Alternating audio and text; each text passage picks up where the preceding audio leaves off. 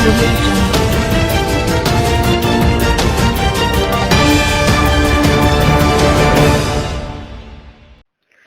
السلام علیکم، آپ دیکھ رہے ہیں کے نیوز چینل. خبر شامل کرتے ہیں قبولہ شریف سے ہمارے نمائندے شفیق پھول کی رپورٹ کے مطابق نواحی گاؤں 115 ای بی کے محنت کش محمد عمران نے بتایا کہ میرے 2 سالہ بیٹے محمد احمد کو تکلیف کے باعث پاک پتن روڈ پر واقع نجی اسپتال میں لایا گیا، جہاں پر موجود اسپتال انتظامیہ نے ہرنیا کا آپریشن کروانے کا کہا اور عمران سے بھاری رقم کا مطالبہ بھی کیا. 2 سالہ احمد کو آپریشن روم میں لے جا کر آپریشن شروع کیا گیا.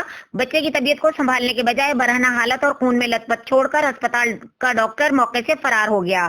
ہمارے گھر کا واحد پھول جان کی بازی ہار گیا. مقامی پولیس نے ابھی تک ایکشن نہیں لیا اور محکمہ صحت کے افسران نے بھی اسپتال کو سیل نہیں کروایا، جبکہ deputy district health officer Rao Shamsher کے مطابق اس واقعے کا علم انہیں نہیں تھا.